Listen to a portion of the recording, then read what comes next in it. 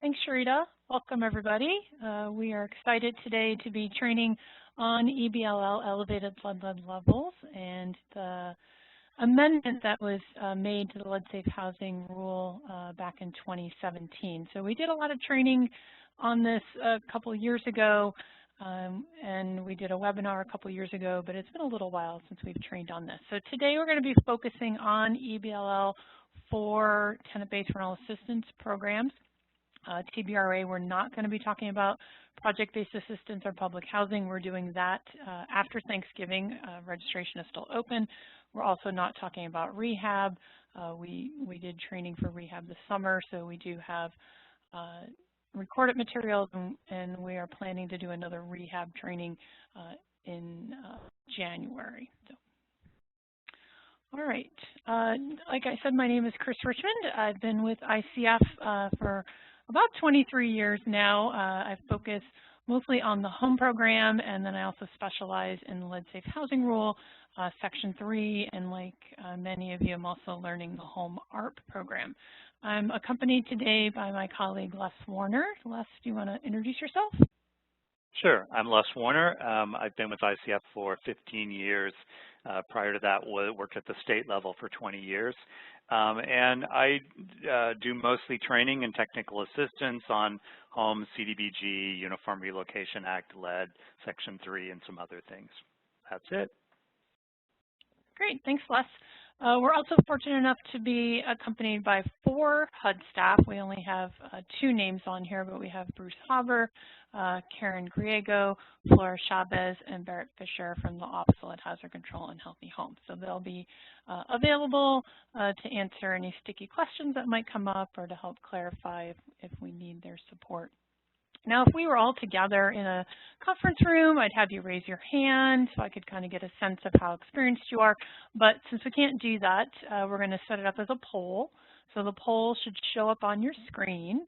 And if you can just click on the poll, how experienced are you? Are you new? You have a little bit of experience, or you can do all of this and you just had a couple extra hours today that you needed to spend. So it's helpful for us to know. So if you could go ahead and click on the poll where you are with your experience level.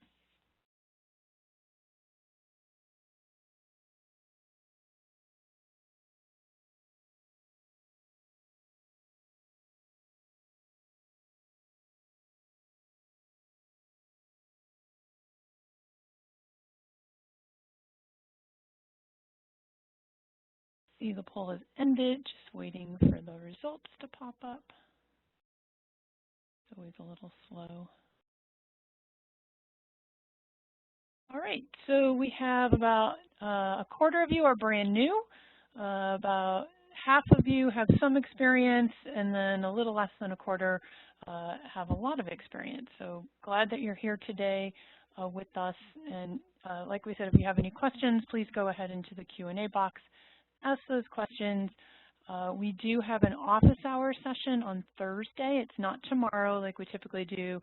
It is going to be on Thursday, and we'll be going over homework and answering any questions that you have at that time as well. So we have a really short time today together. We're going to try to get through all this material in 2 hours. So we just want to make sure we have some goals to follow our agenda. We're going to review the purpose and the rules and the requirements of the Lead Safe Housing Rule really short. We have just a couple slides to make sure everybody's on the same page for that. We're going to learn about some key definitions and the new requirements. You know, I kind of want to circle that word new here. It came out in 2017, so it's about 5 years old now, not so new, but in case you're not familiar with that, we're going to go over what those amendment requirements are.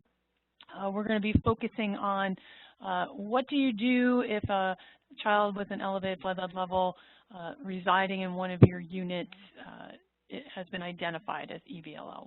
What are the steps as the grantee do you need to take? What does the owner need to do? So we're going to go over step by step on what those key responses are for any EBLL children. So they're children under the age of 6 residing in our units. And then we're going to help you identify other available sources. We're going to talk about the HUD guidelines. We'll show you the slide for our new toolkit. We'll talk about interpretive guidance. We'll show you the HUD Exchange website.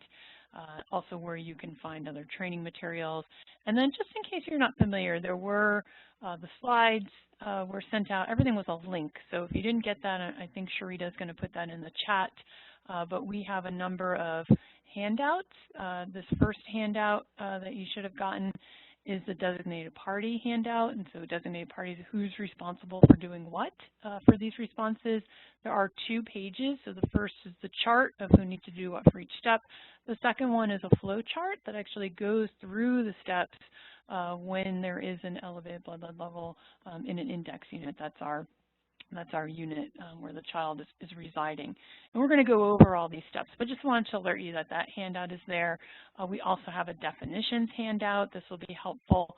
We're going to talk about a couple key terms, but it'll be helpful to go back to this one. And then we have also our summary chart. So if you've been to any of our other trainings, you've seen these summary charts before, a really good, quick reference handout for you to refer to when you're trying to figure out what are the lead rules in general, but what we're really going to be focusing most of our time today is on those EBLL requirements. All right, so where does lead come from? Well, lead is a naturally occurring element. It's found in all parts of the environment, including dirt, air, and water. And in the past, lead was used for gasoline. It was in foundries, smelters, mining. And so children are most exposed to lead in their homes. The most common source is paint. So paint in homes built before 1978. Lead was put as an ingredient in paint starting in the 1800s, and it was put in there to have a more durable pigmentation. It helped dry it better, so it was a drying agent. It also made it resistant to mildew and mold, and so it's really popular to see in bathrooms and kitchens and exteriors. So lead paint in the home is one of the most common sources of lead that's being found. Also, lead was banned in residential paint in 1978 by the Consumer Product Safety Commission. So that's why you see this built in homes before 1978, because after 1978, lead could no longer be used in residential paint. It was still being used in commercial paint, but not in residential paint.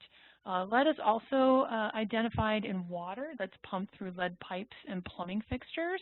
And then it's also being found in imported items such as clay pots, jewelry, home remedies, also solders, batteries, ammunition, and even in cosmetics.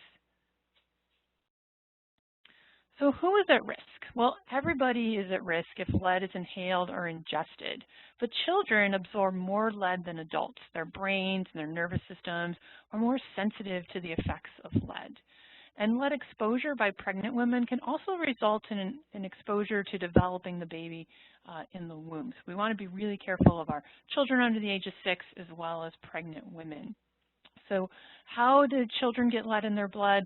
A lot of it is by them crawling around on the floor in contaminated dust or soil. That's most common. They also put their hands in their mouths. They're putting objects in their mouths. Perhaps there's some imported toys that have lead in. Those are going in their mouths.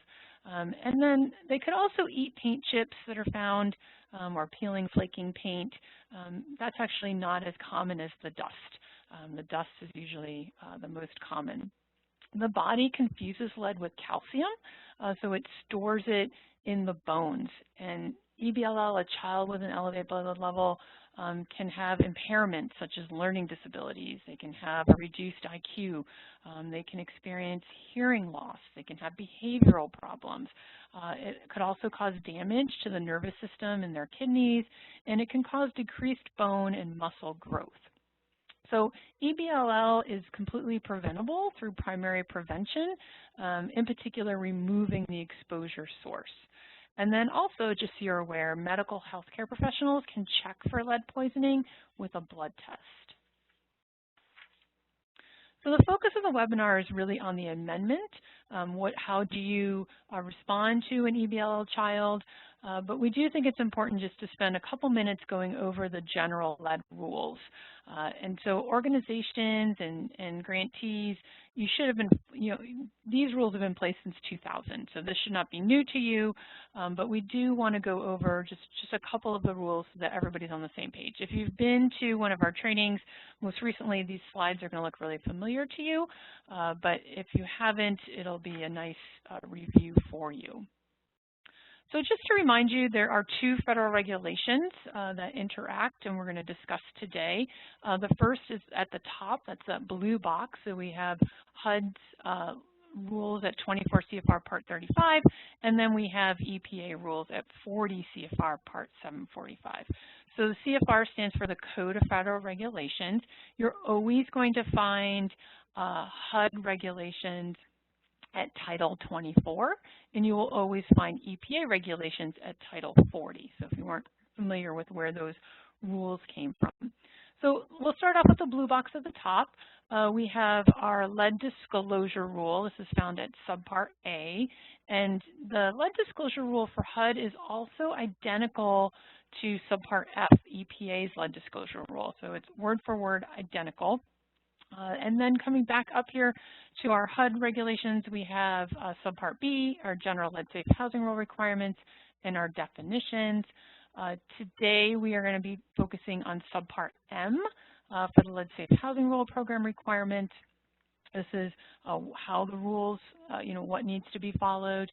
And then we have Subpart R, our methods and our standards. So this is our evaluation. So the Subpart M is what do we need to follow, and Subpart R is how do we do that. So what is the evaluation, what are hazard reduction methods that need to be carried out. And then coming down below here for our EPA, we already said the disclosure rule is the same as HUD's. We have our D, L, and Q, our lead-based paint activities rule. This is who, what are the standards and the qualifications for being able to carry out abatement, risk assessments, inspections. And then we have our RRP rule, that's E and Q, our renovation, repair, and painting rule. And that minimizes exposure to dust and it emphasizes lead safe work practices. So as you're already aware, tenant-based rental assistance is federal assistance that's tied to a tenant. So it allows a family to locate and rent public or private housing. It follows Subpart M of the lead safe housing rule, and at Congress's direction to HUD, Subpart M is less stringent. It has less stringent requirements for tenant-based rental assistance than you'll see in project-based assistance or public housing. So here are some of HUD's TBRA programs that are funded. You'll see the Section 8 Housing Choice Voucher Program, the Home Program runs a TBRA program, Continuum of Care, HOPWA, Indian Housing Block Grant programs. This is not an exhaustive list, so if you are working with a federal program, a HUD federal program that's not listed here, and you are administering tenant-based rental assistance, check in with your HUD staff or put a question in the Q&A and we can confirm that for you. Okay, so a couple key definitions. Remember I told you we also have this definition handout, so you can go back there and look again for that as well. So a couple to review here. We're going to talk a lot about target housing, and target housing is any housing that's built before 1978 with some exceptions. We'll talk about what those exceptions are on the next slide. We're going to talk a lot about lead-based paint, and so lead-based paint is considered paint or other surfaces that contain lead that's equal to or exceeding 1 milligram per square centimeter. And then you'll hear Les and I talk a lot about lead-based paint hazards. And so lead-based paint hazards are any conditions that cause exposure to lead from deteriorated lead-based paint, dust, soil, or friction or impact or chewable surfaces with lead-based paint and their associated dust lead hazards. Okay, there are several exceptions of when you do not need to follow lead safe housing rule. I always want to ask, when do I don't have to do this? We've listed a number of them here. If you want to go back and look at the regulations, we've put the reg site here. First and foremost, it's properties constructed on or after January 1st, 1978. Remember, it was banned in residential paint in 1978. So if the property was built after January 1st, 1978, the lead-safe housing rule does not apply. Also, if you are working with 0-bedroom and single-room occupancy units, it's exempt unless there's a child that's living in the unit, a child under the age of 6 who's residing or expected to reside in that dwelling unit. Also, housing that's exclusively for the elderly, only the elderly are allowed to live in those units, or if you have property that's designated exclusively for persons with disabilities, that is also exempt from the lead-safe housing rule. However, like our SROs in the bullet above, that exemption does not apply if a child less than 6 is residing or expected to reside in that dwelling unit. This first one here is applicable to TBRA, so we'll focus on that one.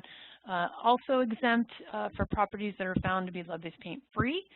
This needs to be documented by an inspection, and you would have documentation and reports that would show that the lead-based paint had been removed and clearance had been achieved. So this is lead-based paint free, not lead-based paint safe, but lead-based paint free. So if you have those exceptions, you do not need to follow the lead-safe housing rule. You do want to make sure you document that.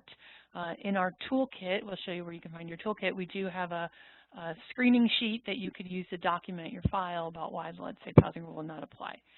We have identified some of the other exceptions, but they don't really apply to TBRA. But we did put them in there in case you were wondering what those were. Here's a few other key terms that we're going to review. Again, these are also listed in your handout. We're going to talk about 2 evaluation techniques. One is visual assessment, one is risk assessment. So a visual assessment is an inspection that's done to look for deteriorated paint. So you don't know if there's lead in the paint or not. You're just looking for deteriorated paint. You're looking for paint chips. You're looking to see if there's any other dust or debris in the unit in the common areas. So that's a visual assessment.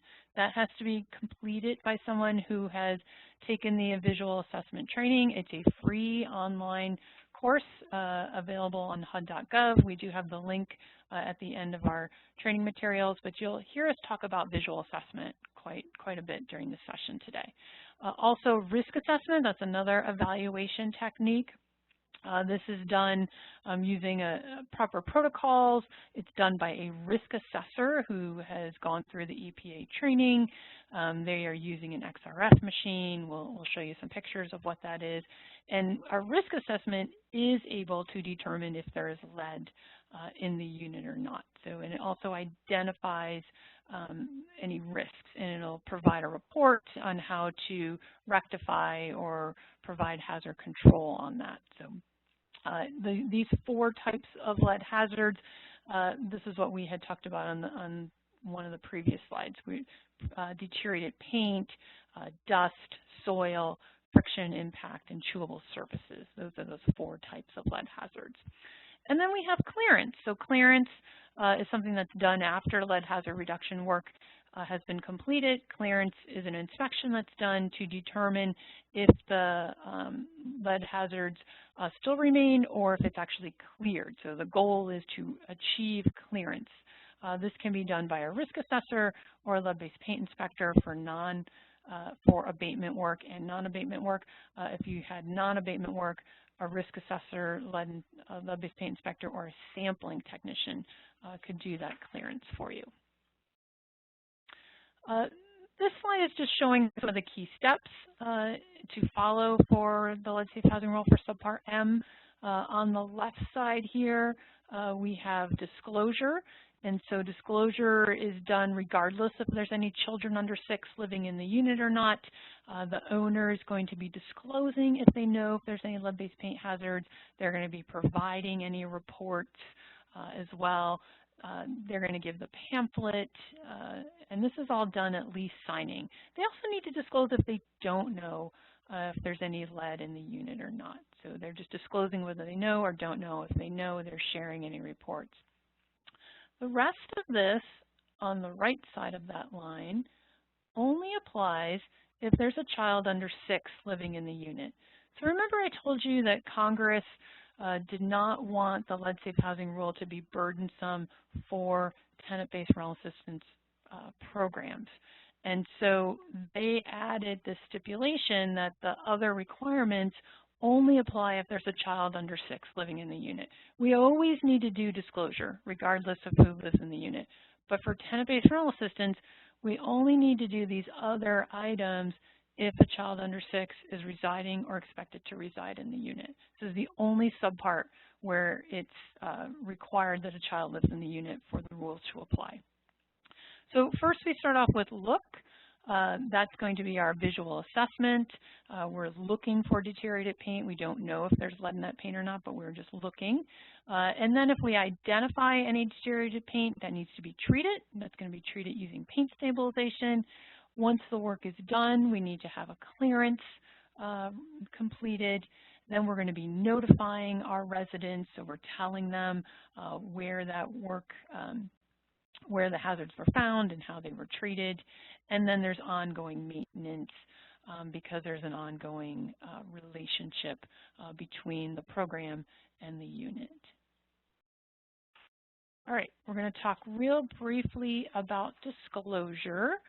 So like I said, the disclosure rule applies regardless of the occupancy of the unit, and it applies when selling or leasing a unit. And we're really going to be focusing on leasing today. This has been in place since 1996. There is a handout, so if you're not real familiar with the lead disclosure rule, this handout gives you a little bit of background about it. So the owner is going to be disclosing any known lead-based paint or lead-based paint hazards. They're going to share records and reports about the unit and the common areas that are servicing that unit. So when we talk about common areas, we're talking about the laundry room, the garage, the exterior surfaces, the play areas. That's what I mean by common areas. So disclosing any known or unknown knowledge about lead in the unit. This is also when they're going to be providing the pamphlet. This blue pamphlet on the right is the Protect Your Family from Lead in Your Home pamphlet. That's going to be provided as well. This is all done either at lease or before the lease is provided. So it needs to be done before any contract is signed. So you want to make sure you're not using the wrong form. It's often a common violation for the program and the owners to use the wrong form. So this watch out for lead-based paint poisoning is the wrong form. So the one here, if you're using this, this is not the correct form. So you want to make sure you get a hold of the correct form. And the correct form is the disclosure of information of lead-based paint and lead-based paint hazards. This is found on HUD and EPA's websites. We have the links here for you. And just want to make sure you're using the correct form. It is subject to penalties. If you're not completing the form correctly, there's a possibility of 10 violations per form, and each violation can cost about $19,000. So it could cost you about $190,000 per lease transaction if it's not completed properly. So please make sure you're using the proper form, train your owners and your partners on what the proper form is. And then I wanted to alert you down here, if you're working in Massachusetts, Rhode Island, or the District of Columbia, there are modified disclosure forms. So reach out to your state agency and make sure you're using the correct forms if you are working in either of those 3 states. Otherwise, you can just download the forms from HUD or EPA's website. And then this, just showing you the summary again, this is all of the general rules for the lead safe housing rule for subpart M. Remember, we have disclosure at the top, and then everything below that is only if there's a child under 6 living in the unit. But you see we have our evaluation, our looking, we have our treating, we have clearing, our ongoing maintenance. But what we really want our focus today is going to be, what do we do if there's a child with an EBLL that's been identified in one of our units? So Les, let me hand it over to you.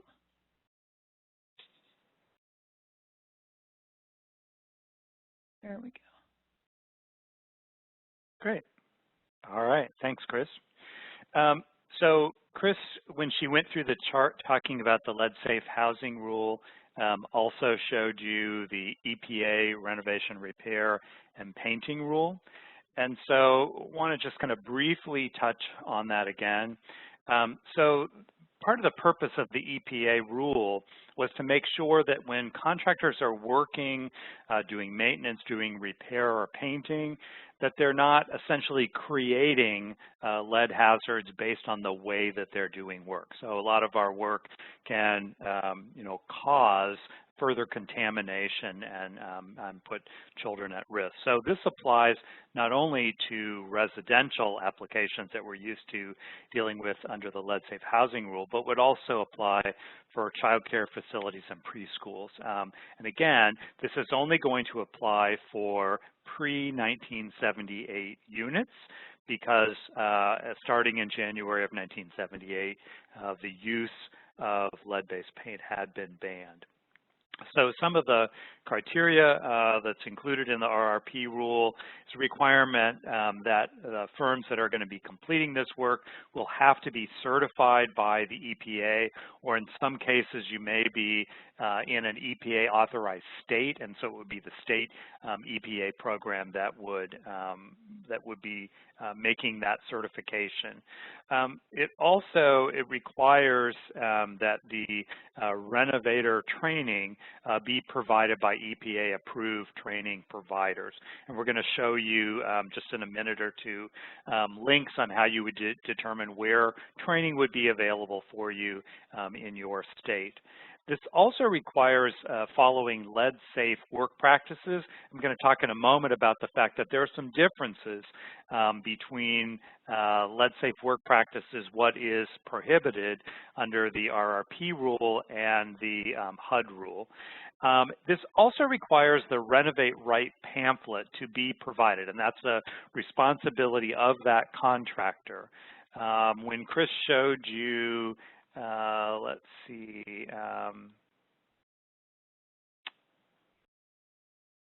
Here we go.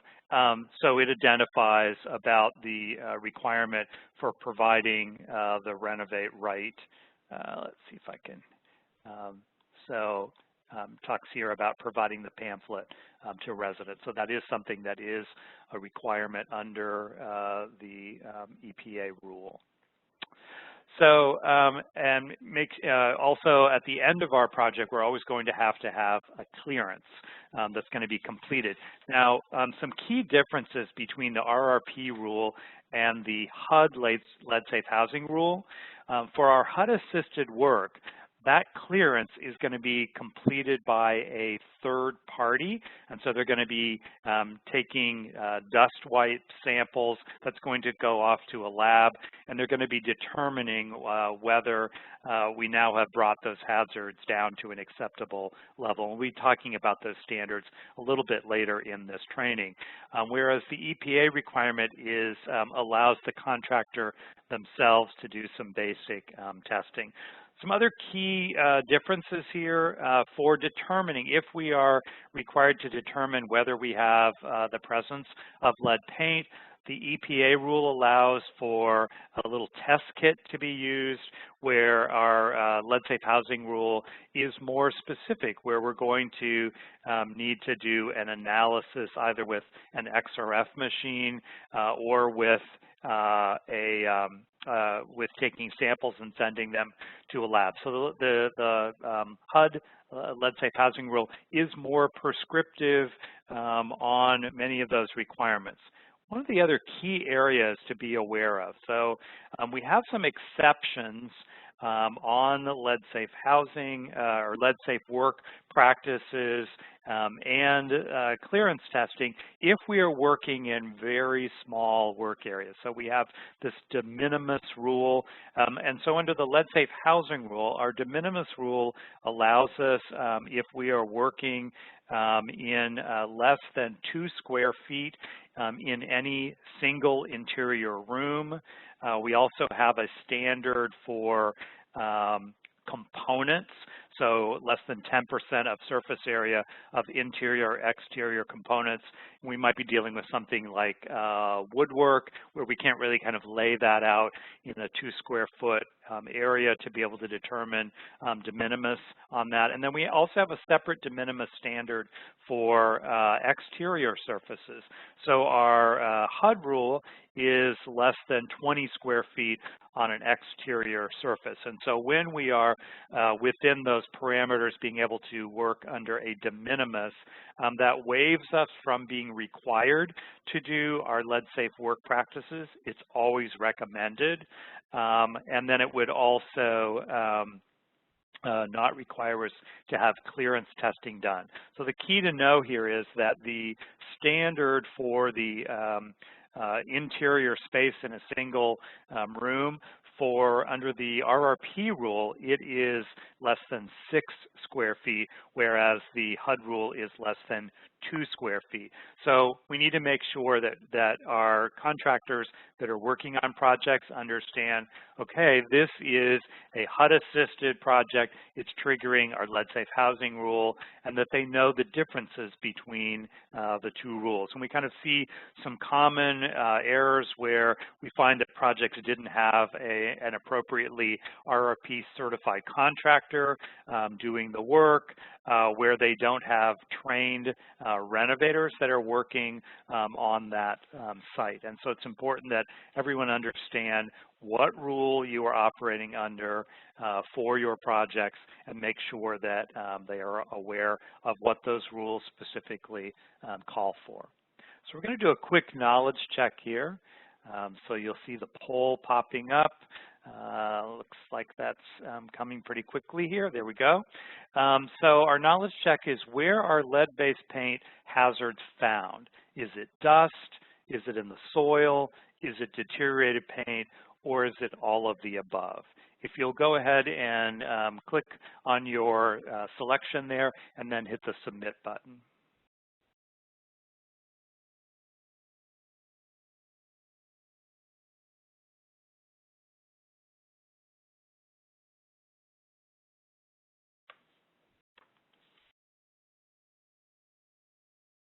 All right, the poll has ended, so we should have results here pretty quickly.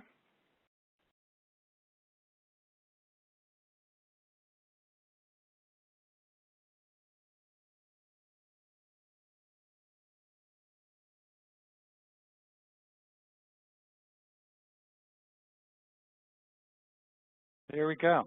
All right. So the resounding majority of folks got this correct. It's all of the above. And so when we are doing our visual assessments, we're looking for evidence of lead-based paint hazards.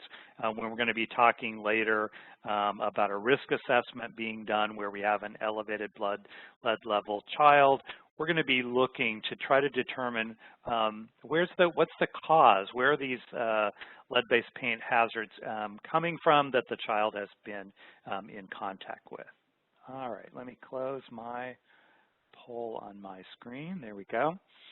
So to be able to comply with the RRP rule and our HUD lead-safe housing rule, we're going to need to make sure that we have contractors that have appropriate licensure and training in place. And so when there's any hiring that's being done for either staff that's going to be doing testing for you, clearance, but also if we're hiring a contractor or you have an owner of a property who is hiring that contractor, we need to make sure that they have the appropriate qualifications in place. So if you were going to be issuing a request for proposal, an RFP, or a request for qualifications, then you would need to make sure that that included the specifics on the licensure and certification requirements that would be in place, and then also specifying the level of work and the type of work that's being done, whether it's a risk assessment, or we're going to be talking a little bit later about an environmental investigation, but also for inspections or clearance testing or a combination of those that would be part of that. And as I think Chris identified earlier, depending on the particular type of activity that you're undertaking, there are going to be specific guidelines on this. So I'll just pop back to, you'll see on this form that we were looking at earlier, when we talk about the required lead evaluation, in this case it's going to be a visual assessment. And then for our treatments, we're going to be doing paint stabilization following safe work practices, and so then doing clearance once that has been completed. So we'll want to make sure that as part of our procurement for any of that that's being done by an outside party, that we have specified the particular applicable levels of training and certification that will need to be in place. So if we need to identify where we have certified renovator firms, or we need to identify where training would be available, we've got a number of resources. And so we've got links here for looking for renovation firms, and that would list all of the certified firms in the area, and I believe you can do a sort on that based on your location. The same being for RRP training providers. As we mentioned, there are some states where that state agency is operating their own program on that. That includes Alabama, Delaware, Georgia, Iowa, Kansas, Massachusetts, Mississippi, North Carolina, Oklahoma, Oregon, Rhode Island, Utah, Washington, and Wisconsin.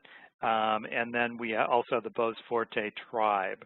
And so in those cases, the state has been authorized to administer their own RRP program in lieu of the federal program, and so you would need to check with your state's site on that.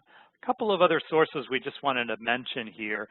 If you were trying to identify certified contractors or other personnel that are working in your local community, for a lot of you, if you've got a local grantee that's receiving CDBG or home funding, they may well be operating programs that are requiring them to have certified contractors, and so you might contact that local grantee to see who they actively are working with, and they may also be collecting some performance information on, you know, is this a dependable contractor? Many of those grantees will have a certified list that they've gone through and already certified, and they may have excluded contractors from that list that they've had problems with in the past. Also, if there happens to be a local lead hazard control grantee in your area, they also would have that kind of information, and they might be a good resource on that. So we provided links on each of these to be able to identify where CDBG and home grantees are, and also the lead hazard control grantees. That might be a useful resource for you. So in this case, as I pointed out in our TBRA program sheet, our requirement for the level of evaluation is going to be a visual assessor. And so they're going to be conducting a visual inspection of that unit and also common space those occupants would be utilizing. And they're going to be looking through to identify any evidence of not only deteriorated, unstable paint surfaces, but also where they see evidence of dust and other debris that might be created as part of that. So they're not actually doing a test to determine, is this paint that we're seeing that's chipping, peeling, they're not going to be testing to see if it's lead-based paint or not, but we're going to be then treating these surfaces based on our visual assessment. So this could be done by the owner of the property, a member of their staff. it also could be done by the grantee. And the good news on the visual assessment is that this is a free online training. We've provided the linkage here. And so you could have, if the owner has a property maintenance person, they could have their maintenance staff person take that training, get that certification, and you would have that documentation in your file that this was being completed by an appropriate party. Now I'll mention that we're going to talk at the end of this about some of the resources that are available. In the toolkit, there is a log that could be used by that visual assessor. So it would be recording as they went room by room. It would be recording what they found and making that list of areas that perhaps need to be addressed as part of that. Also want to talk a little bit about ongoing maintenance requirements. So with the Lead Safe Housing Rule, there is a requirement for tenant-based rental assistance, and these are a bit different depending on the type of activity that you're undertaking, that those units, while we have this ongoing relationship with that property, with that unit, we need to ensure that that unit is being maintained and also those common areas so that they will be lead safe. And so the responsibility on this is going to be for the owner. And what that's going to require is that we're going to have someone that is trained as a visual assessor. We would have that documentation in place to be able to demonstrate that the person that's completing this step has the appropriate training in place. And so they will be completing a visual assessment. And we'll be talking about the frequency on this. It's going to be at turnover, each time that unit turns over, but also every 12 months. And so as part of that visual assessment process, if we identify that there are areas where we have deterioration of painted surfaces, or we have the visual presence of lead-based paint hazards, then we're going to need to make sure that those have been responded to, that they have been addressed and cleared before we will allow continued occupancy for that. That would also include, we might have a property that had some interim controls, or maybe even abatement work where we had some lead paint that had been encapsulated or enclosed in some way. We're going to, as part of our ongoing maintenance and our visual assessment, make sure that those encapsulations or enclosures are still intact. And we sometimes see where those have been damaged, where a tenant or something related to maintenance has actually removed that protection, and now we have a lead-based paint hazard again. Also, as a requirement in this, written notice needs to be provided to residents, asking them to essentially keep an eye out for any potential. And so they're being required to report any deteriorated paint or any failure of encapsulation or enclosure. And so that needs to be in writing. Most people are going to do that as part of their lease or incorporating that into that lease execution process, and you would have documentation in place in that file to show that that has been completed. So keep in mind, our visual assessment is going to include not only looking for deteriorated paint and dust hazards, but also Chris mentioned about soil lead hazards, and particularly looking for bare soil, play areas with bare soil, or as we mentioned, these failed controls that were in place in encapsulation or enclosures.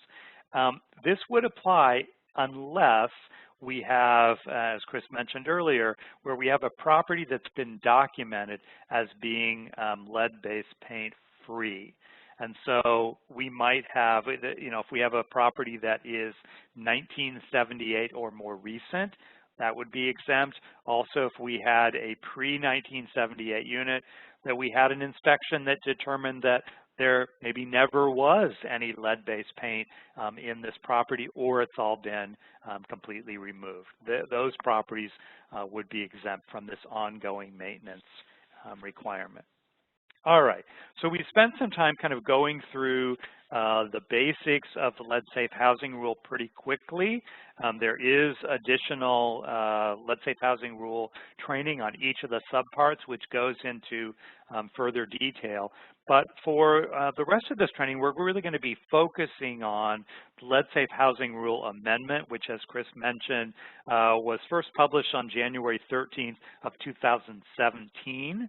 And this puts in additional protections and protocol for when we have a child with an elevated blood lead level, lays out the actions that we're going to take in that. So we're going to spend the rest of our time really focusing on that.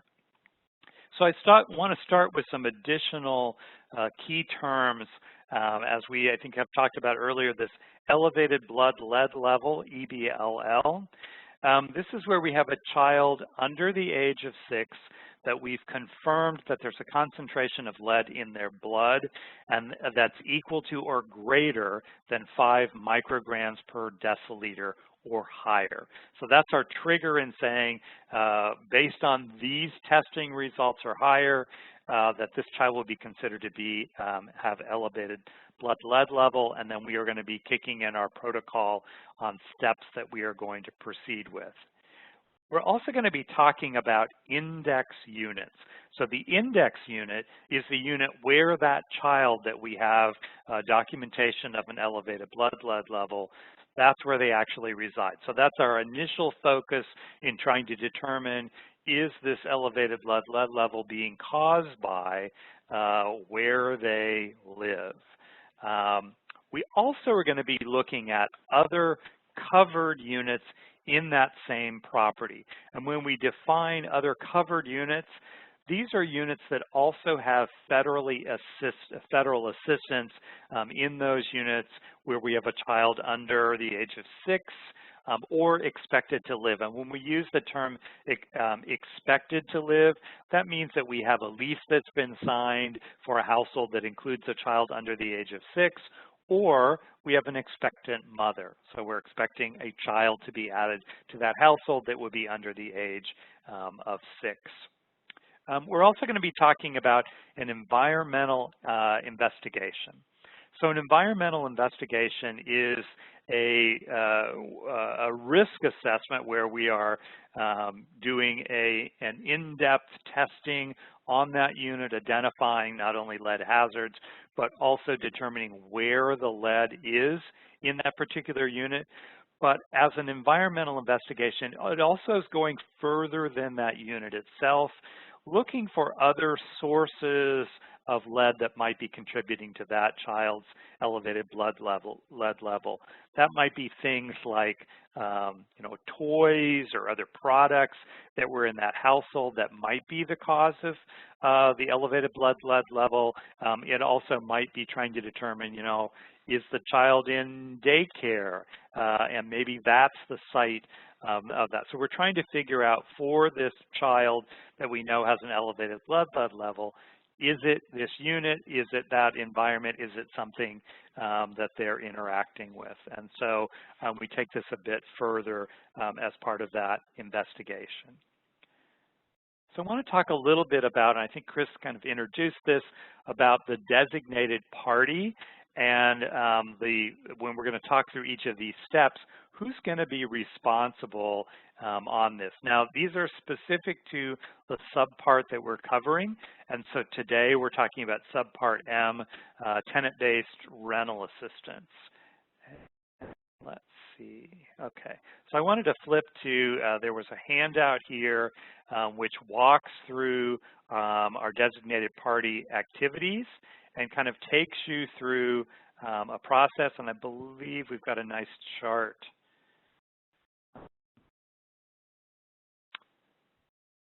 It's the first page of that handout, Les, so go to page 1. Just change it to 1. It's on 2 right now. Oh, okay. I thought I could scroll to it. No, you have to change it at the top. There you go. Oh, now you're back on the slide. No. At the very top where it says 02, just change that to 1. Yep, there you go. I did. There we go. So here's the handy dandy part of this that I was looking for. So as we talk through the EBL responsibilities, and this might, if you've printed out the handouts, this might be something that you might want to kind of keep out and look at as we are walking through this in talking about the designated party. Now, it's going to, under subpart M, vary a bit depending on the program that you were working with, but for tenant-based rental assistance, we're really looking at a combination between the owner of the property and then either the public housing agency or the grantee. And I will sort of say on the sort of the front end of this, even if we have the owner as the designated party on this, you as the grantee or the PHA are needing to make sure that that owner understands their role and that they are completing that. So probably some oversight would be required as part of your sort of implementation steps on this. So as we talk about the initial notification and confirming the case to HUD, that would be the owner's responsibility. We're going to be talking about verifying that we actually have testing results on that elevated blood level. That would be something the PHA or the grantee would be responsible for. And then we're going to be talking about steps of, notification to the public health department if needed.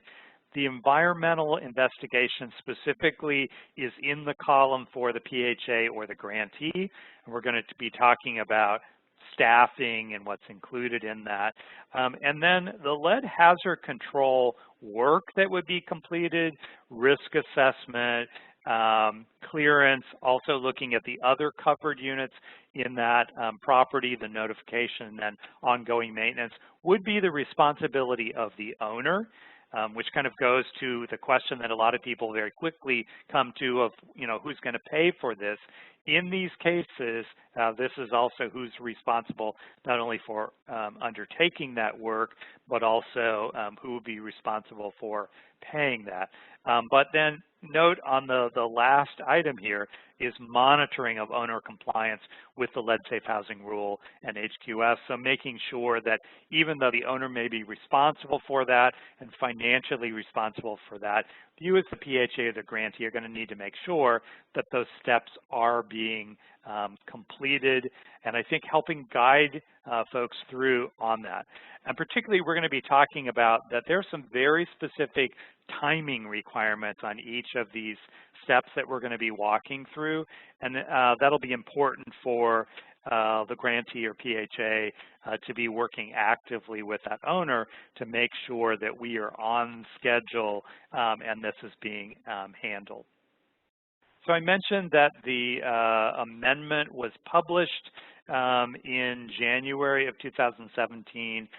It went into force as of July 31st, 2017. So it's been with us for a while, but we need to make sure that everybody is up to speed on this. So one of the changes in this amendment was it defined the trigger level for an elevated blood lead level and brought it at the time into compliance with the CDC requirement of 5 I think it's milligrams per micrograms per deciliter or greater. Since that point, in the fall of 2022, the CDC lowered their reference value to 3.5 rather than the 5. For now, we will be staying with that 5 as our trigger level for this.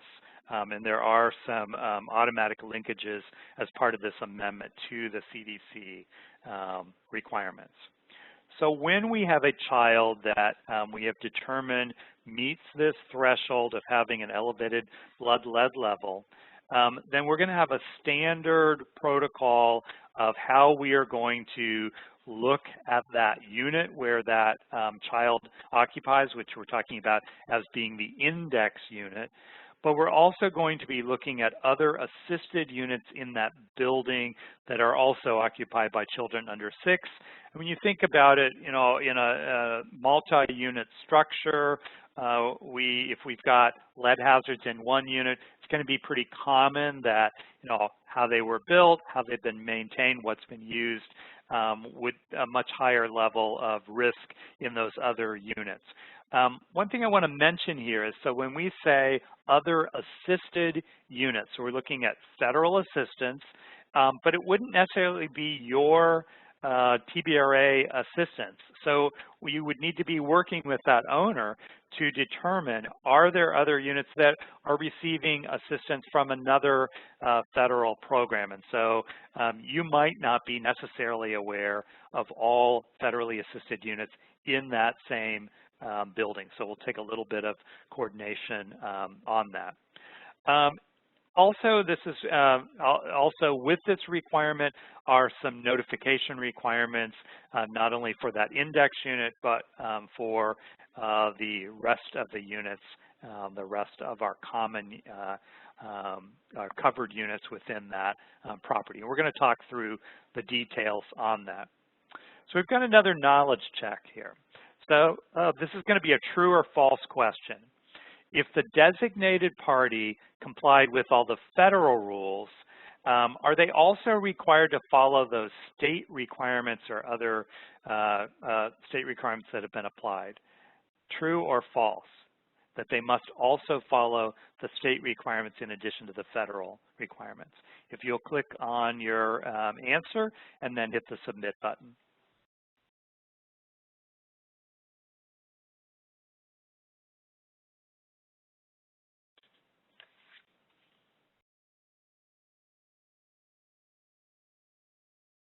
All right, our poll is ended, so we should have our answer in a minute here.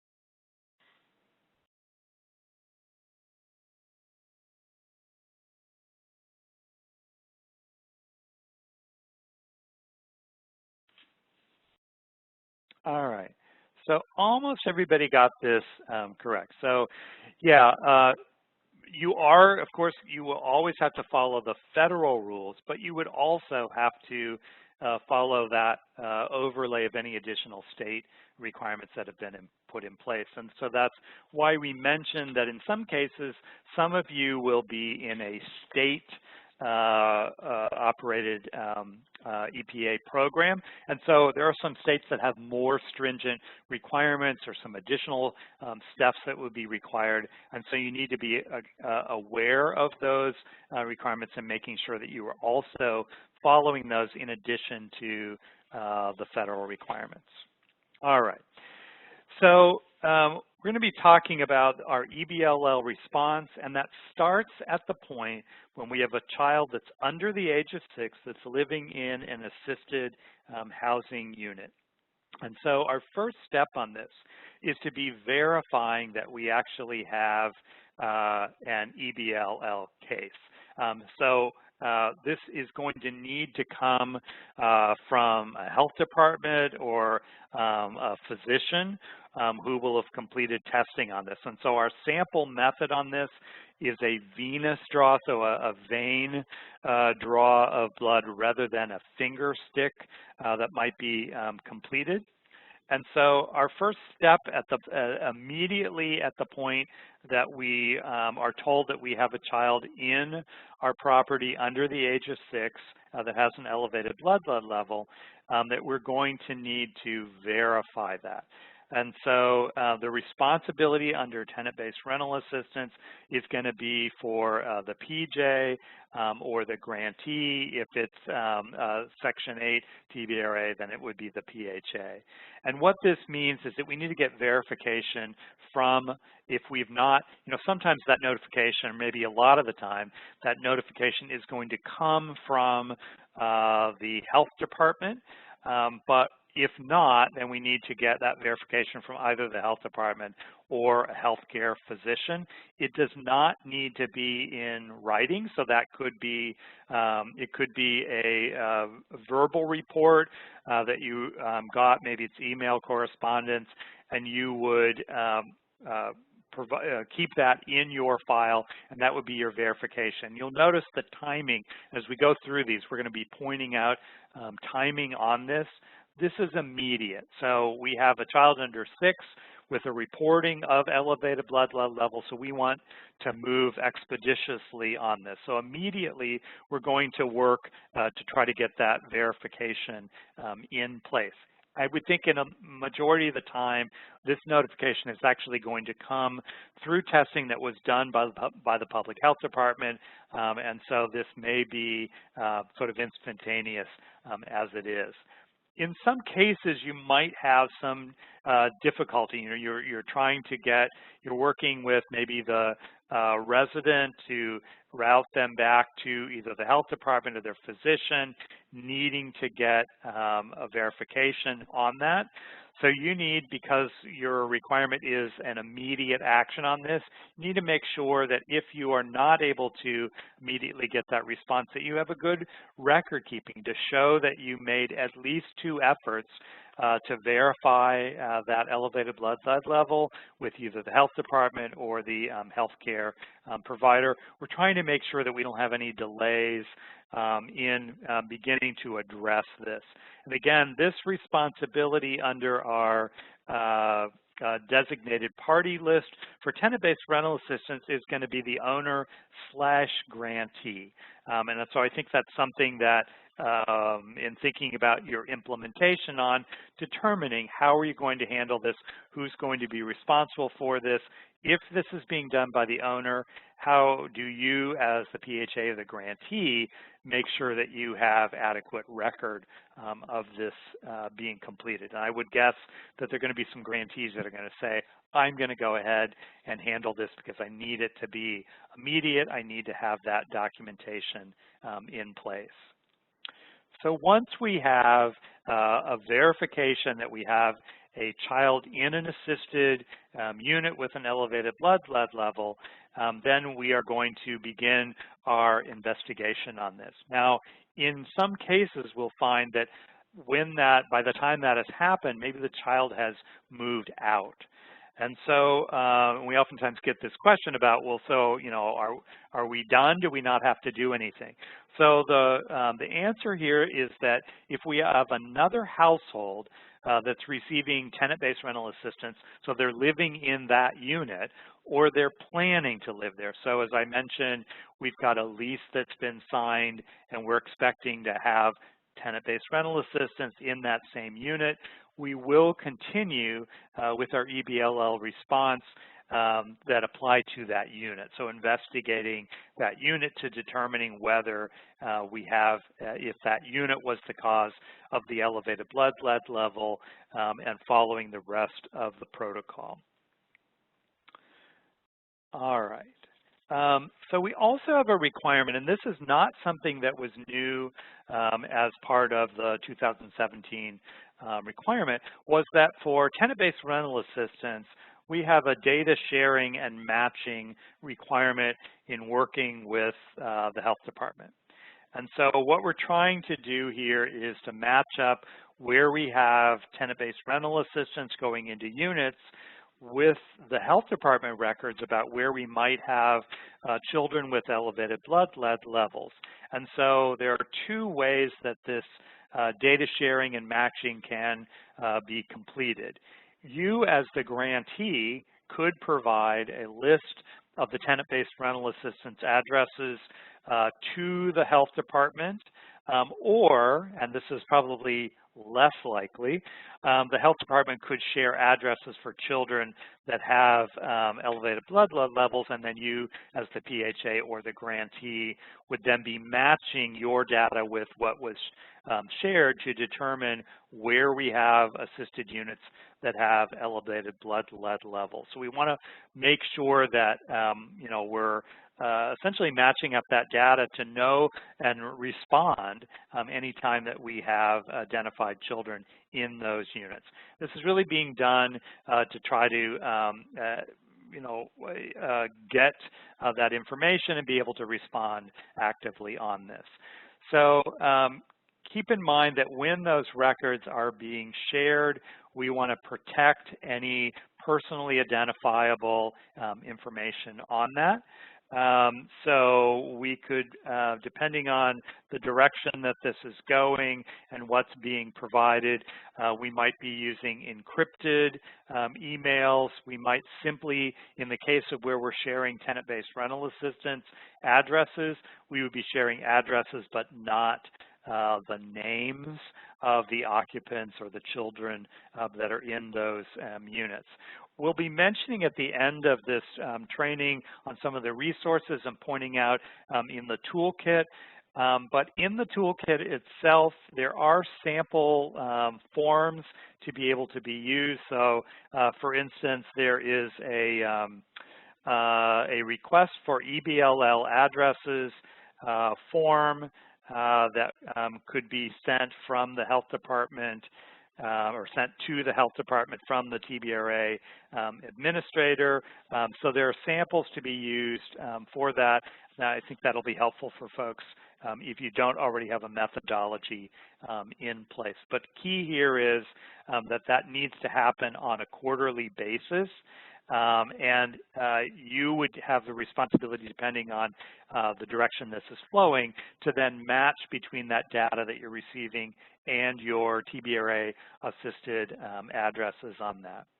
As I mentioned, because we have personally identifiable information in there, we need to make sure that we are using some confidential methodologies to be able to protect that. And so it needs to be conveyed in a secure manner. If we're using email, it needs to be encrypted. For public housing agencies, there is a PIH notice specifically about privacy protection. 2015-06 is the notice specific for that. All right. So when we have identified and we have verified that we have an elevated blood lead level with one of our assisted units, we are going to begin this process of not only notification, but also investigation. So we're going to be walking through these steps. So one of the required notifications is to the local health department, which they may already be aware because in many cases that information is going to come to you from the health department, but also your local field office and the HUD, Office of Lead Hazard Control and Healthy Homes. And we have an email address here for that. And so within 5 business days, and again, each of these are going to have a different verification or a different date on this. From the point that you have verification of that elevated blood lead level, that within 5 business days, you need to be having that notification go to the health department, the field office, and Office of Healthy Homes as part of that. And that the responsibility under designated parties is the owner. Again, the grantee may choose on how they're going to handle that. Recommendation is to not include the child's name or the test results.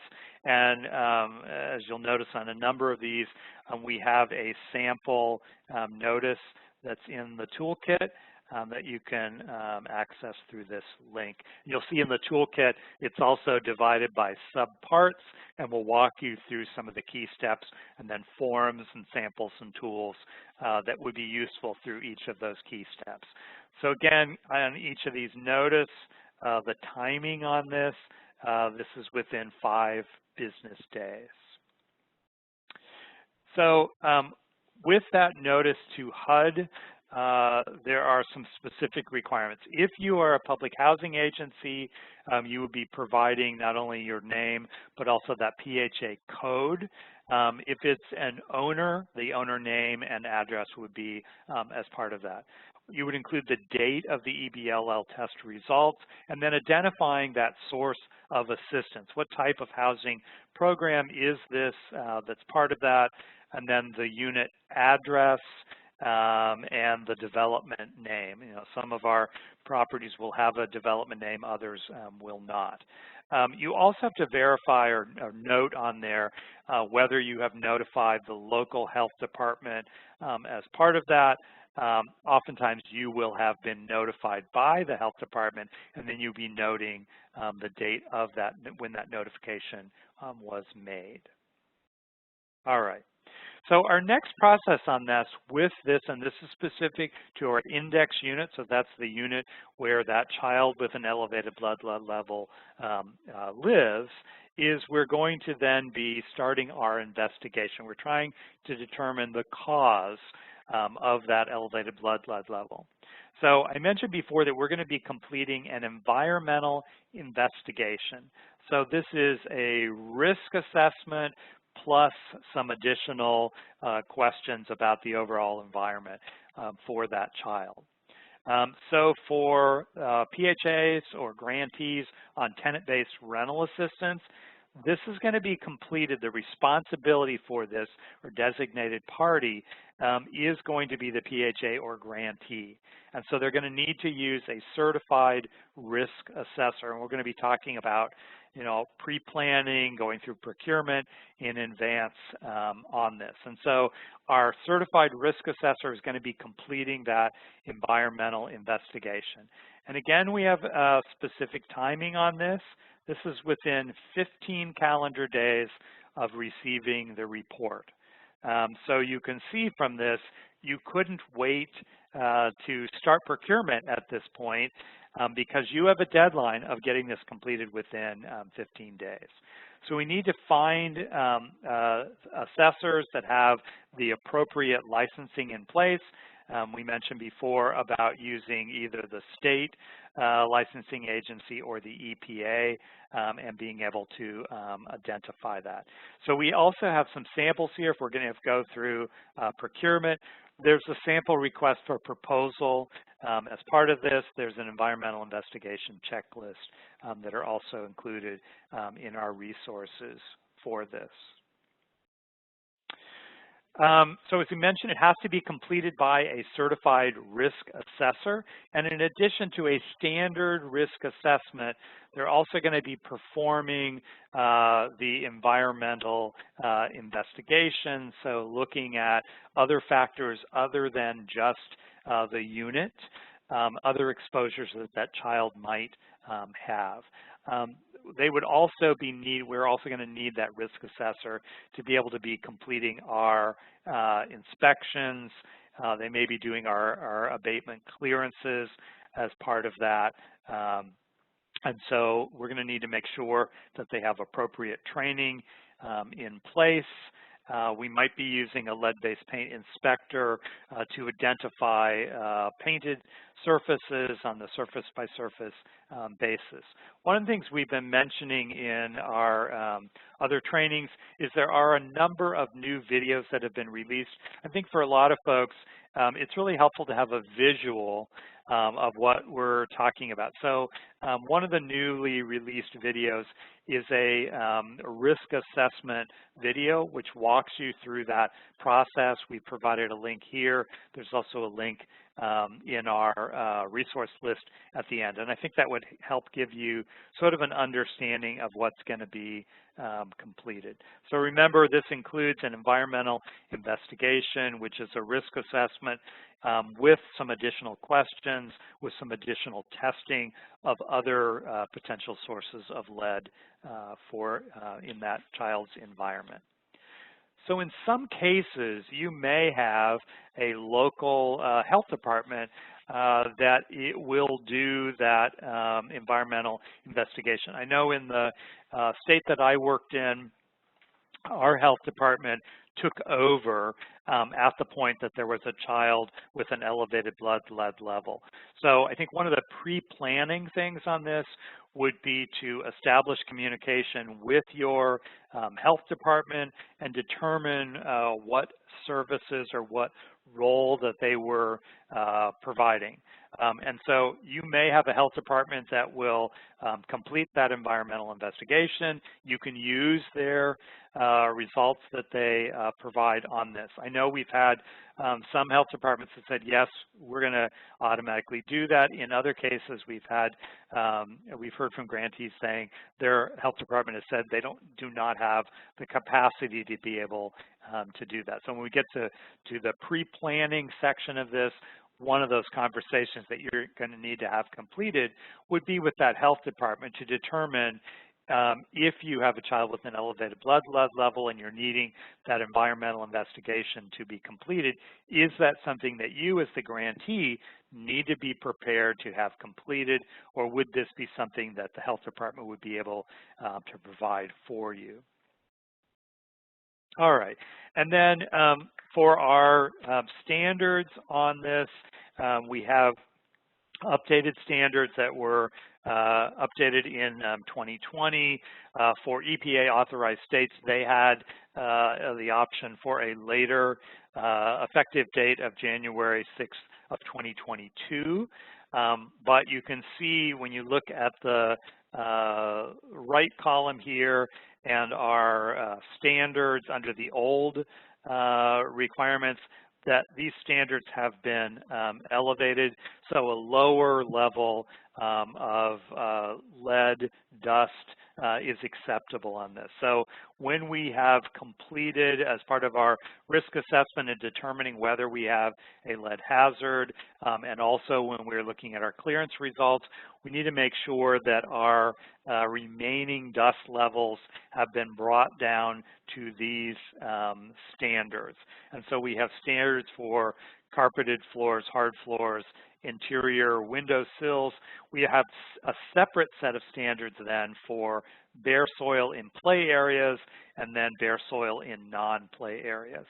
The lead safe housing rule does not require you to test water, but there are standards in place that you could use for that if you were choosing to do that. And I mentioned earlier this list of some of you are going to be working in EPA authorized states where you would need to be then looking to the state EPA for the standards and also things like training certification that would apply.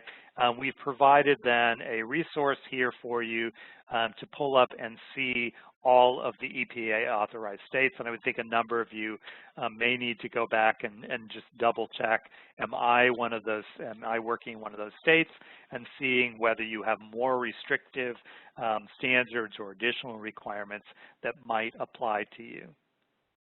All right, with that, I'm going to turn things back over to Chris. Great, thanks Les.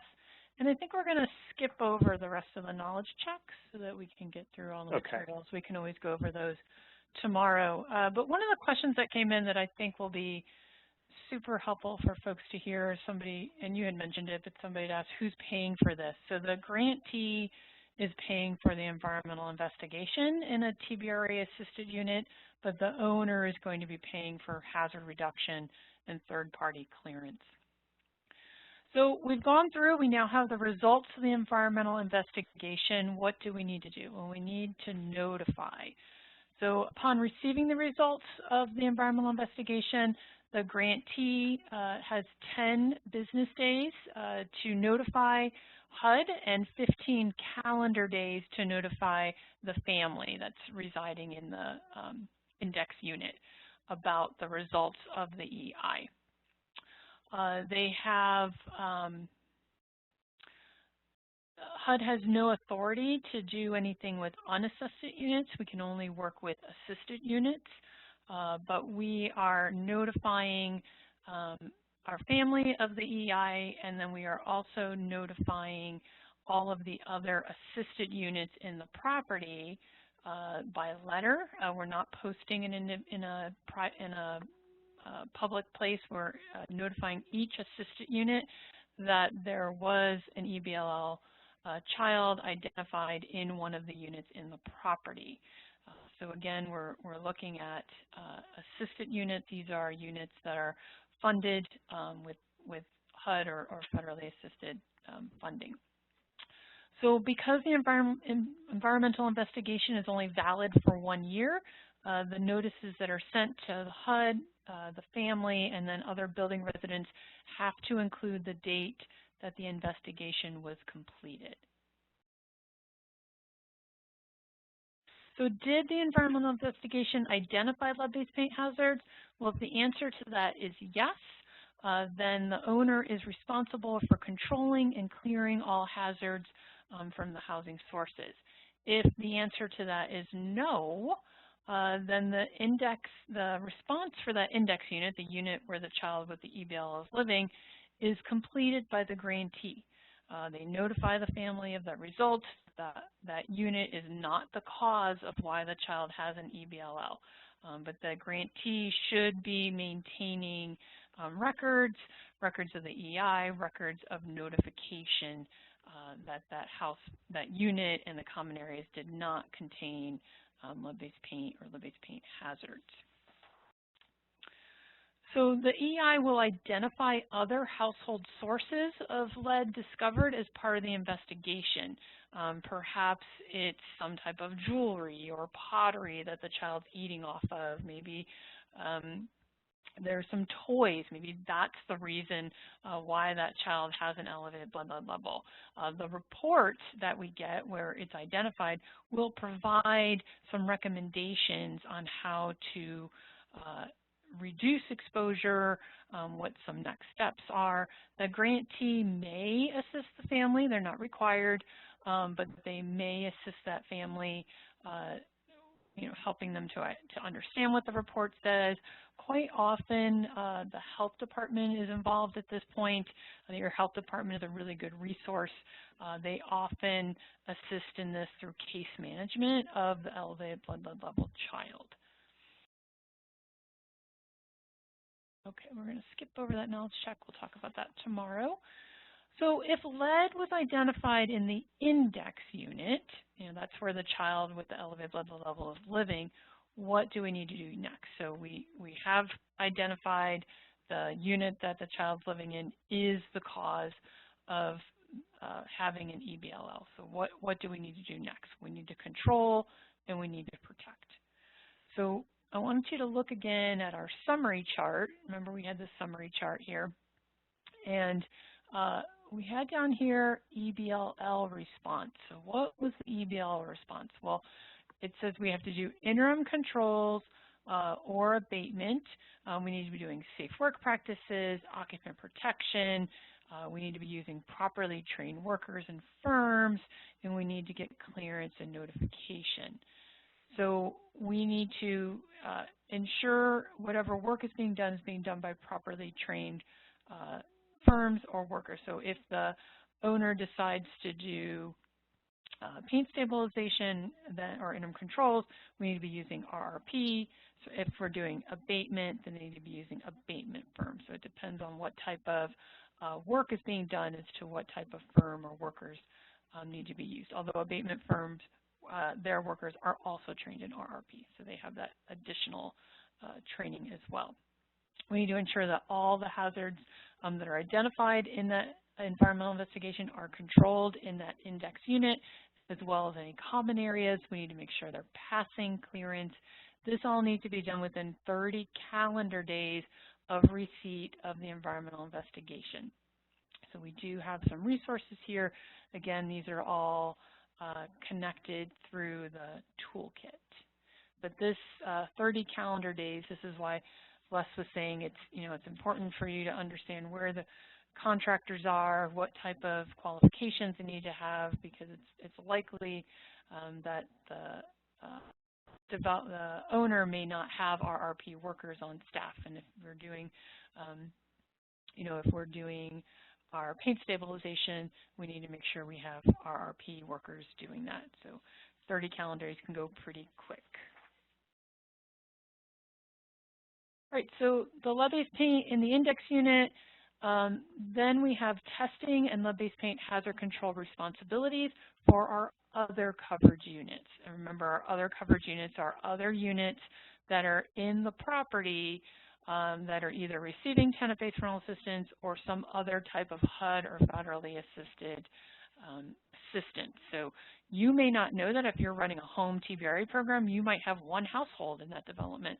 That's why you really have to talk to the owner to identify what is the portfolio of my other coverage units in that property. What are they, where are they, and our other coverage units are federally assisted units that have a child under 6 residing in those units.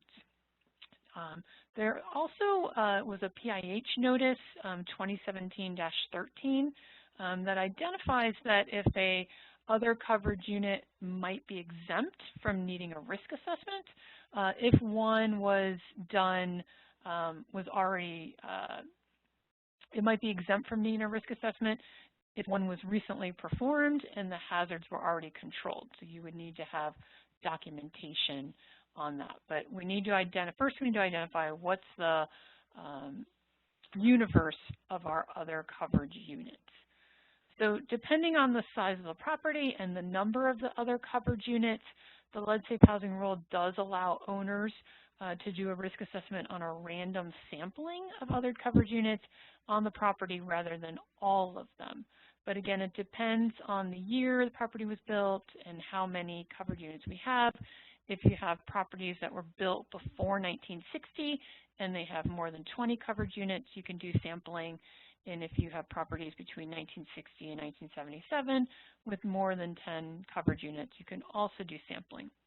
There's a sampling chart that's found in the HUD guidelines. It's table 7-3. We have a link to this at the end of our resources, but that will give you a good idea. You know the year it was built and how many coverage units, and it'll tell you how many samplings you need to do, how many units you need to sample. Again, in that sampling methodology will be put together by that certified risk assessor that is conducting these risk assessments. You can choose to do a risk assessment on all the other coverage units rather than a sample, but it's not required. So what is a risk assessment? This is that evaluation that needs to be done on these other coverage units. And this is going to be done by a certified risk assessor, and they are going to be able to determine whether there's lead in those units or not and identify any lead hazards. They're going to come up with a report that discusses where the hazards were found, what kind of information is required to fix those units, what type of hazard control needs to be done. They're also going to be looking at friction impact surfaces. They're going to be taking dust samples from the windowsills and floors. They're going to be looking at the soil. There's a whole methodology that needs to be followed to do a risk assessment. We have just recently published videos, and so we have about 8 or 9 minute video that goes over the highlights for a lead-based paint risk assessment. We do have the link there. It's listed on our HUD Exchange website. So if you haven't seen that, you're not quite familiar what needs to happen during the risk assessment, I highly recommend that you watch that video. This is the tool that the risk assessor is going to be using. You might hear it referred to as an XRF machine, and so the XRF is a tool that's non-destructive, and it determines the elemental composition of the material. So it's able to measure what the level, if any, of lead is in that surface, as well as the substrate behind that. After that risk assessment is done, there will be a report that's generated, and as I mentioned, that's going to include all of the recommendations on how to do lead hazard control on those units. It needs to provide some basic information about the property, the date that this has been completed, the address, the contact information. You'll also include the whole methodology and the results. It'll include information on the PCS, that's that performance characteristic sheet that's used for the model of that XRF machine. That'll be in the risk assessment. Also lab results, as well as the XRF data. All these different items are included in that report. You can get a checklist from the toolkit, and you can use that as you're reviewing the report to ensure that all of those required elements are in there. And then you could also use that as part of trying to find a risk assessor. You could use that checklist to say, these are all the things we need to have in the report, so we want to make sure that that's in there in the contract. So if you found lead-based paint hazards doing sampling, then you can proceed with the presumption that all the other coverage units of similar construction also have lead-based paint hazards in those components. So perhaps you found lead-based paint hazards in the bedroom windowsills. You can assume that there's lead in the bedroom windowsills in all of the other coverage units, even the ones that you did not do a risk assessment on. And the same with components that were found not to have hazards in the sampled units. Those do not need to be treated in the other units as well. Residents of the other coverage units can be notified of a risk assessment through a central posting. That could be a posting in the laundry room, hallways. That's because we're talking about the unit. We're not providing any personal health information. Or you can decide to do individual notifications as well. All right, what if by chance, doing those risk assessments in the other coverage units, you did not identify any lead-based paint hazards? Perhaps there was just different paint that was used in the index unit. Maybe one of the parents worked in a shipyard and they were able to get paint that was being put on ships, and they painted their house, interior of their unit with paint that contained lead-based paint. That's a possibility. So perhaps when the risk assessments are done on the other coverage units, you did not identify any additional lead hazards. You still need to notify. You need to notify those units because a risk assessment was done. You notify them of the results, and you need to notify the HUD field office of the results as well. But you do not need to do any lead hazard control in the other coverage units because there were no lead hazards identified. You do, however, still need to do lead hazard control in the index unit. We need to, because we identified hazards in the index unit, that's where our child with an elevated lead level is residing. So we still need to do hazard control in the index unit. We need to make sure that it passes clearance, do all of our notifications, but we do not need to do any hazard control in the other coverage units if our risk assessments did not indicate any lead hazards found in those other coverage units. So a lot of timing. Some are calendar days, some are business days, but there's a lot of timing involved. So when we are responding to our index unit, remember the index unit has to be addressed and cleared within 30 calendar days of receipt of the environmental investigation. So once that environmental investigation is received by the designated party, within 30 calendar days, the lead hazard control work and the clearance needs to be achieved within 30 calendar days. And then we need to do risk assessments of our other coverage units. So if we have a property with less than or equal to 20 other coverage units, those risk assessments need to be completed within 30 days. If I have if I have greater than 20 other coverage units, I have 60 days to get those risk assessments done. And then if there is if there are hazards identified in my other coverage units, the ones that I just completed those risk assessments on, if I have less than or equal to 20 other coverage units, that has to be done. Interim controls need to be done within 30 days. And if I have more than 20 other coverage units, I have 90 days to complete the interim controls. Les, I think I'm turning it back to you. Great, thanks, Chris. So let's see if I can, here we go.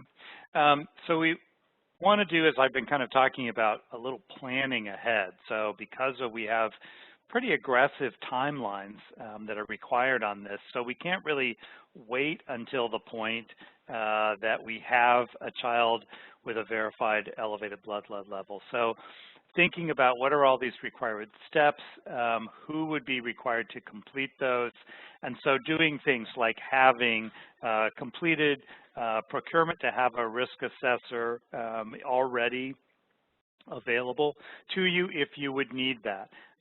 Also thinking about, talking with owners about if this occurs, what their responsibility will be versus your responsibility.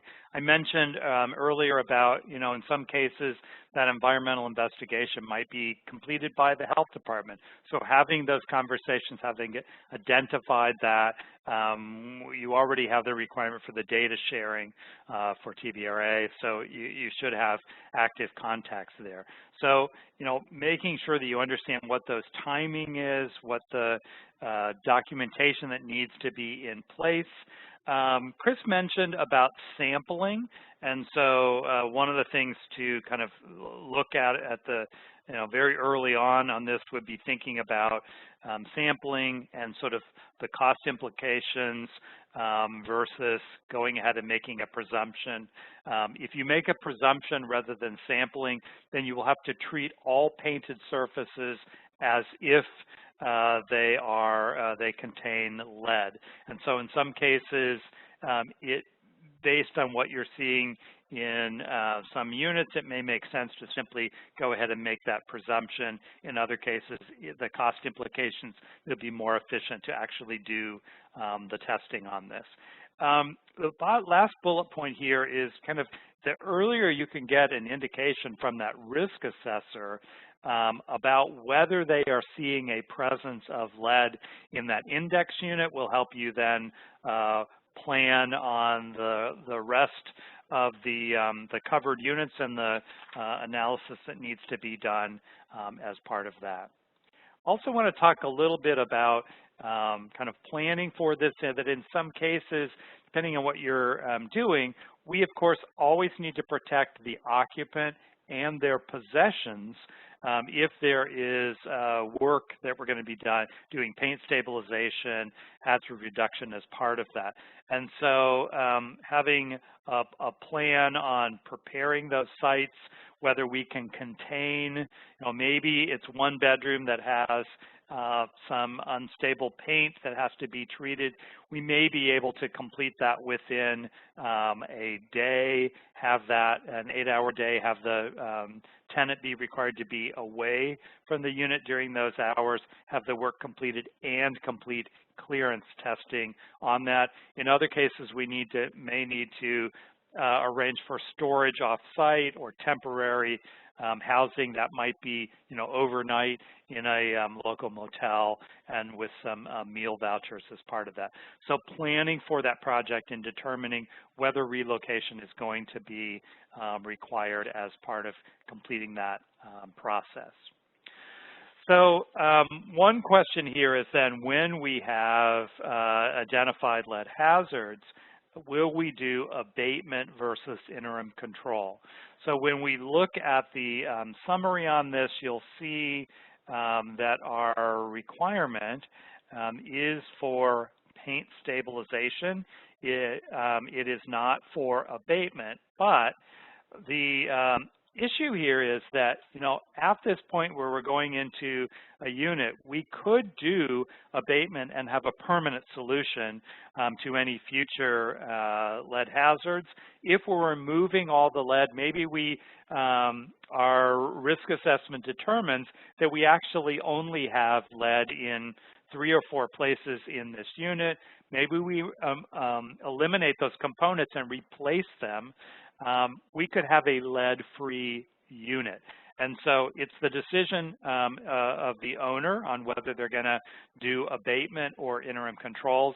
That risk assessment report is going to give them information about where the lead hazards are in that. But when we can encourage that owner to go ahead with abatement, have a lead-free unit, and be able to not have to do ongoing evaluation and hazard control work and create another lead-safe or lead-free unit in your market, that might be an important thing to do. So those are the options, and you would work with the owner on that. If we're doing abatement, that's actions or controls that either remove the lead completely or put in place some kind of containment that is designed to last at least 20 years. All right.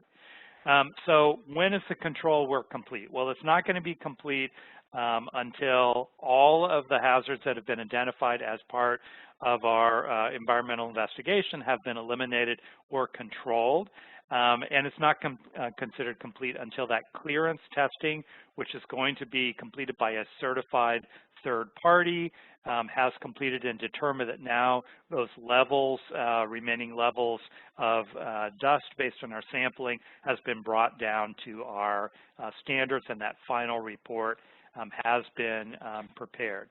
So that clearance, as we mentioned, has to be completed by a certified third-party clearance tester, and we're making sure that all the work has been done based on the specifications, that that site has been cleared of all hazards. If we're doing abatement work, then we have a specific clearance has to be completed by a risk assessor or lead-based paint inspector. For non-abatement work, again, it would be a risk assessor or a lead paint inspector or sampling technician. We keep talking about it being a third-party entity. We need to make sure that there's not a relationship between the person doing the rehab work, the hazard control work, and the person doing the clearance. We want them to take their samples and not be influenced in any way on that. They could work for the same firm that did the pre-assessment and paint testing, but they simply can't be related to the person that did the actual hazard control or maintenance work on that unit.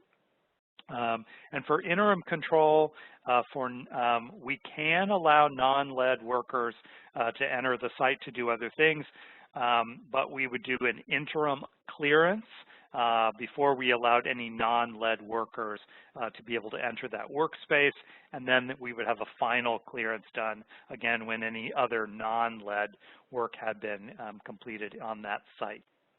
So when we talk about doing clearance testing, it's going to first include a visual assessment going back to that scope of work, looking at where we had work being completed, what the specifications for that, and visually seeing that not only it's been completed in a workmanlike manner, but we don't see any hazards present. So, we don't see any chipping, peeling paint, evidence of dust or other debris.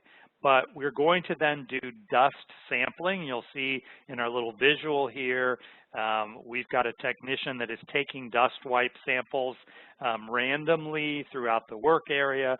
They're carefully labeled and then sent off to a lab to be able to process to determine the remaining level of dust that is part of that.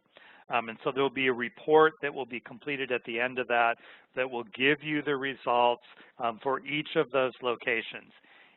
We might get a report back that said, of our 15 samples, 3 of them were found to not be acceptable. In those cases, we're going to go back, do some additional cleaning, do another round of testing, and we will keep doing that until all of our samples came back acceptable. We're not going to consider this to be complete. We're not going to make payment until we've passed that clearance.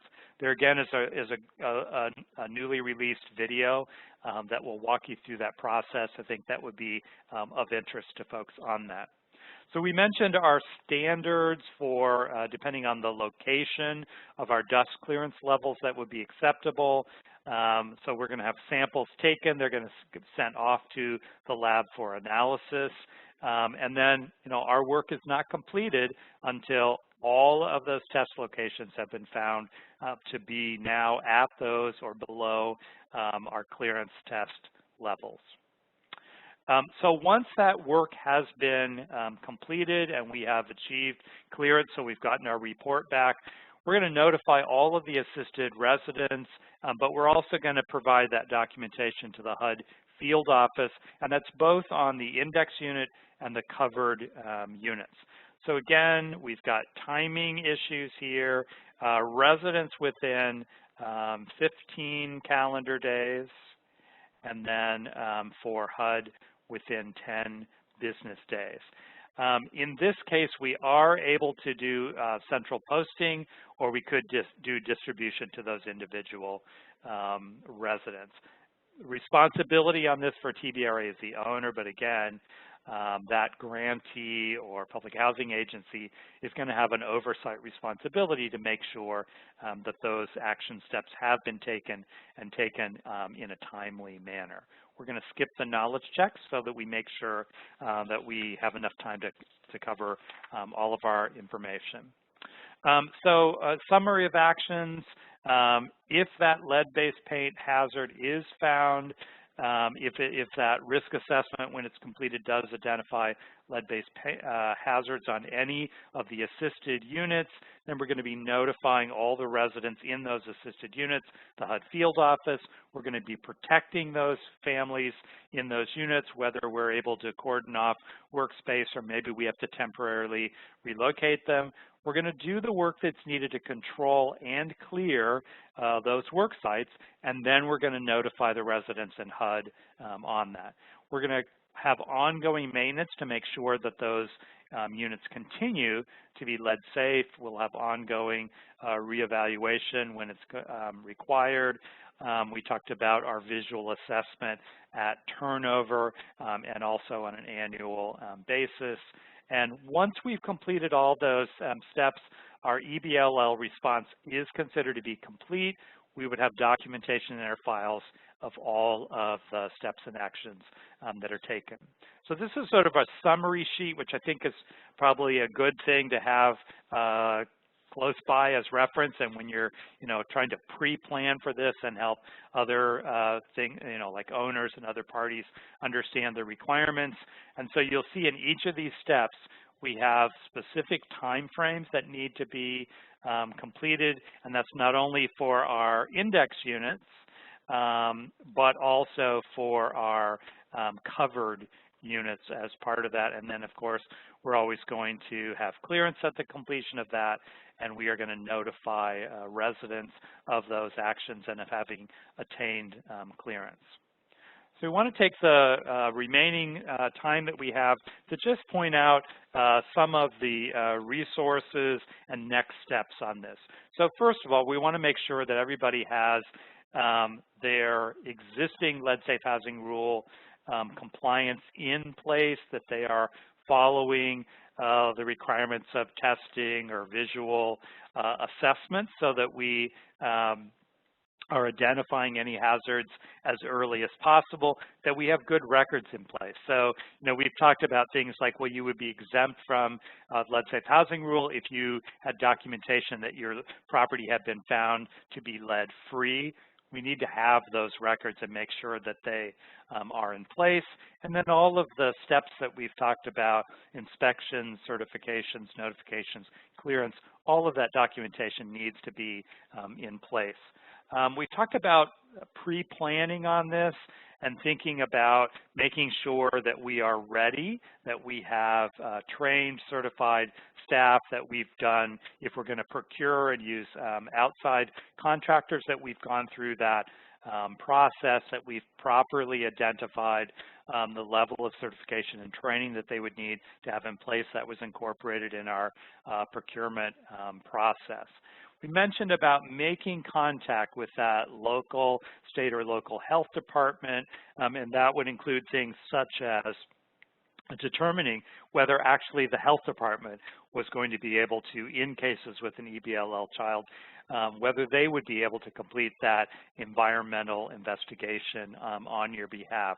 And then we talked about making sure that residents know about the risk of lead-based paint, so we're providing them a brochure. We're including language in their leases or other notification about getting them to watch for any potential hazards and informing the property owner so that those could be addressed right away.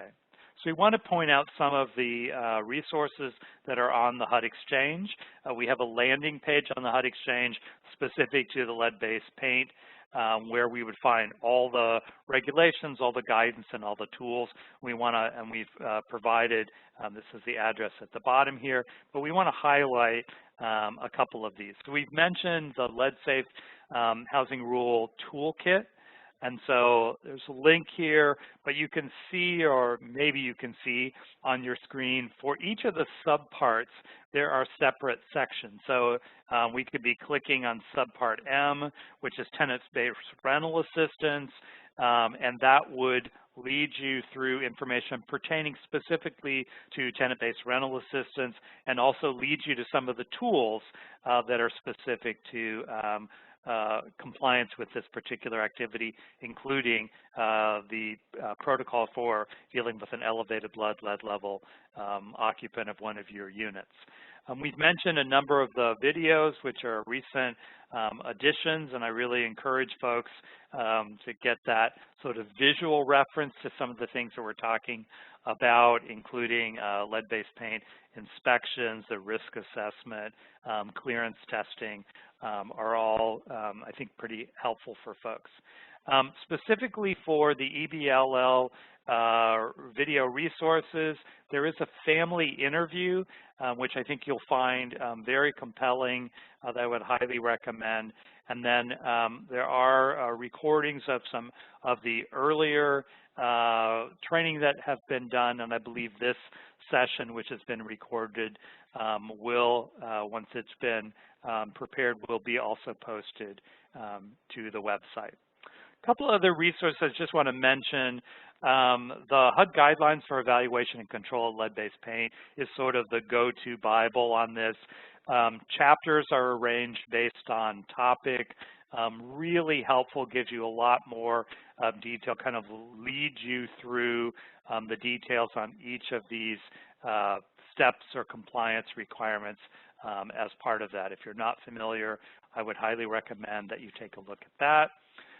Also, for the HUD Exchange, if you either are not registered for the HUD Exchange, I recommend that you do that, and also include lead-safe housing as one of your preferences. But some of you might want to go back, if you're already registered, and add to your preferences lead-safe housing. And so that would then, when there are new tools that are released, or there are training that are posted, or new guidance, you would get a notification with the link to know about those new additions. And then this is just a list of the resources specific to either HUD.gov or the HUD Exchange, where to find the regulations themselves, past training. We've included the EPA link. And then there is a series of interpretive guidance, and they're arranged by topic. They're really easy to sort through and find ones that would be pertinent to the subject at hand. Very useful. Chris and I use that and go back to refresh our memories on some of the details on that. And again, here's the link for the toolkit that we already looked at and the videos. Last thing I'll mention here is that after we have our office hour on Thursday, but after that, if you have additional questions, this email link here is for submitting questions after this training is completed. And so I encourage you to hold on to that if you have questions that come up as you go forward. All right. With that, Chris, we've only got a couple of minutes. I'll just mention that we have our office hour session on Thursday. There is homework that we ask you to, or exercise, maybe that sounds better than homework, that we ask folks to go through in advance, and that'll help kind of test some of the knowledge that we've been trying to convey in this session. So we'll go through that first on Thursday, and then we will be available for any questions you have. We'll also go back through some of the questions that have come through today and kind of revisit some of those key points to make sure that we kind of help to make things clear for folks. Chris, anything you want to hit on from the Q&A before we Well, I just wanted to close? remind people in the chat, if you have not been able to access the materials, Sharita did put the link in the chat, so you can copy and paste in the chat to be able to get the resources, the slides, all the handouts. I think that's super helpful to have available, as well as the exercise is in there as well. There's been quite a few questions coming in, a lot of back and forth about which subpart applies to me, but there was a good question about subrecipients, because somebody was asking about, well, how does a subrecipient fit into this process? And the Lead Safe Housing Rule allows grantees to designate the subrecipient as the designated party. However, remember, HUD always comes and monitors you, the grantee, and then you monitor the subrecipient. So you are ultimately on the hook for all these requirements, but you would definitely want to coordinate with your subrecipient so they're aware of the steps that need to be taken if you do decide to identify them as the designated party. And maybe we should mention, we mentioned that there are earlier trainings that were completed and are posted. And so some of you that then have determined, oh, you know, subpart M or, you know, TBRA is actually not what my program is covered by. There are recorded trainings for each of the subparts, and we would refer you back to those, which would be give you the specific requirements for the particular type of activity that you're operating. Yeah, maybe less. You can go back to the HUD Exchange paint page, the base paint page. So we're just updating this page, but right now, if you go, when you get to this page, the link is right there at the bottom. On the bottom of the page is a link to trainings, and that's where you can find recordings to all the trainings if for some reason this is not the correct subpart for you. So we do have materials listed there. But the toolkit, maybe go back to the toolkit. I think that's the next slide too. Mm-hmm. This is really helpful too, because I mean, Les identified subpart M, but at the bottom of the page, there's also the module for EBLL. So all the, you know, you can go directly to the EBLL module to get right into the weeds. And that's where, for instance, I pointed out the samples letters for data sharing. That's where those are found. So somebody's asking about ARPA, which I think is the American Rescue Plan. Is that home ARP? Lead Safe Housing Rule does apply to home ARP. It's pre-78 housing. They're asking about homeowner rehab. Homeowner rehab would fall under subpart J, right? Not under subpart M. We're talking about tenant-based rental assistance today. But we did train on subpart J this summer. If you want to hear Les and I and our lovely voices talk more, it is on the recording. You can go back to the HUD Exchange page and download subpart J for that, if that's what your ARPA stands for, American Rescue Plan. Home ARP is definitely covered under that. I think there's some great questions, Les, that we can use to frame our discussion on Thursday after we go through the exercise. The exercise were really just questions from an earlier training that we had done that were in the materials as knowledge checks. So hopefully it won't be too much of a burden for you to go through and answer those questions. It'll be a good refresher for us to debrief on those, and then I'd love to use some of these questions that came in to kind of frame our discussion if new questions don't come in. The only other thing I would just mention, so, you know, we talked about the fact that the grantee or the PHA is going to be responsible for that environmental investigation. So obviously they're going to fall under federal procurement requirements. Since the owner is responsible for the hazard reduction work, they, in most cases, would not fall under that requirement. So they may not have to go through procurement, but they may need your assistance in identifying who they could hire for that. So, you know, kind of thinking about the role and what sort of assistance and support owners would need in their role in this will be, I think, part of that pre-planning process. Yeah, great point, Les. Thanks. All right. Well, with that, I want to thank our HUD staff. We had Bruce Haber and Karen Grego and Flora Chavez and Barrett Fisher on with us today answering questions. Appreciate your time and support for all these webinars that we do. Thank you, Les, for being a great co-trainer, and to Sharita, who was our host today on WebEx. And hopefully we'll see most of you on Thursday during our office hours. So thanks, everybody, for your time today, helping us address this really important topic. Thanks. Have a great afternoon. Thanks, everybody. Bye-bye.